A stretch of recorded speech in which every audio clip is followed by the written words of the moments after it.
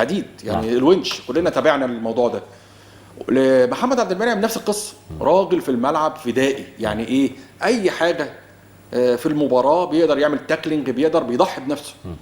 يعني مش عايز اقول لك قبل كده على فكره برضه عايزين نوضح انه ما انت زي ما انت بتدي بتاخد ايه حب جماهير، وان اسمك يظل مذكورا على السنتهم، وبعد ما تعتزل الناس تفضل تفتكر. من لغايه النهارده الناس بتفتكر اسماء اللي لعبت من 20 و30 سنه في الكوره وحافظه تحركاتهم، وبالتالي سيظل يذكر. لكن هي الفكره بقى حجم العطاء بتاعك. طارق حامد 10 سنين في المنتخب، لاعب خط وسط، احرز هدف وحيد فقط في طوال هذا المشوار مع المنتخب.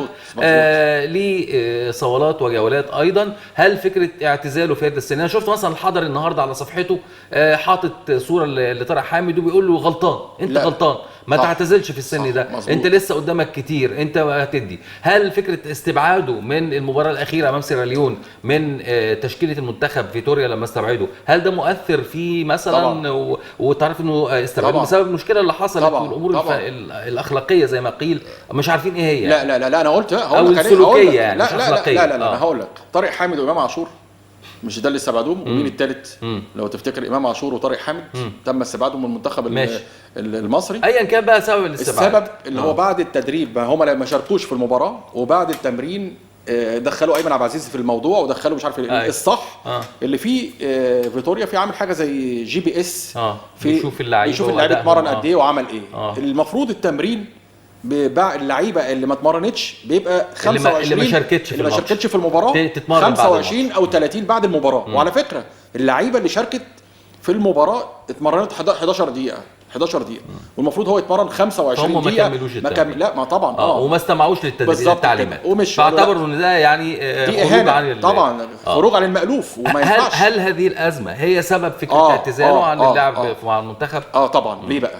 لان هم اتحاد الكوره بيحاول يقوم بدور حمامه السلام، وقال يعتذروا لروي فيتوريا. روي فيتوريا انا قابلته اول ما جه مصر، وانا قلت لحضرتك انا اول صحفي في مصر قابلت روي فيتوريا، والراجل ده قلت لك عشان كده حب يقعد في مصر. طبعا حبيبي طبعا، امال ايه طبعا. واللي يزور مصر واللي يشوفني لازم يرجع طبعًا. تاني زي ميه النيل. فهو طبعا قال لي انا ليا طموح وليا حاجات كتيره جدا.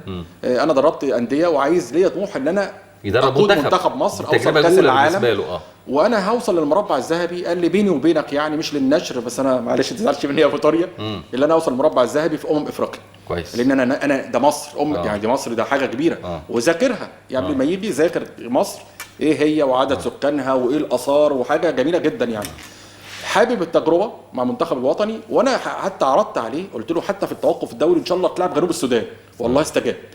يعني حسام البدري لو تفتكر من ضمن الاسباب اللي احنا اخفقنا في التصنيف الدولي، حسام البدري كان بيلعب مباريات يقول لك ايه، كان ماسك مدرب المنتخب الوطني يقول لك لا الاهلي يلعب المؤجلات، ما عنده اجنده دوليه، ما كانش بيلعب المباريات. ده اثر على التصنيف بتاعنا، خلانا رقم 7 فلعبنا السنغال في كاس العالم، تصفيات كاس العالم لو بتفتكر. ودي غلطه اتحاد الكوره دلوقتي بيتداركها. وانا اتكلمت فعلا جنوب السودان لو تفتكر يقول لك جنوب السودان 4-0 علاك في التصنيف.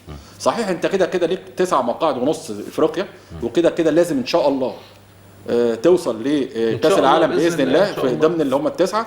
لكن برضو كل اللي هو حافظ على الاجنده الدوليه، فدي حاجه كويسه. هنتكلم عن المنتخب لانه روي فيتوريا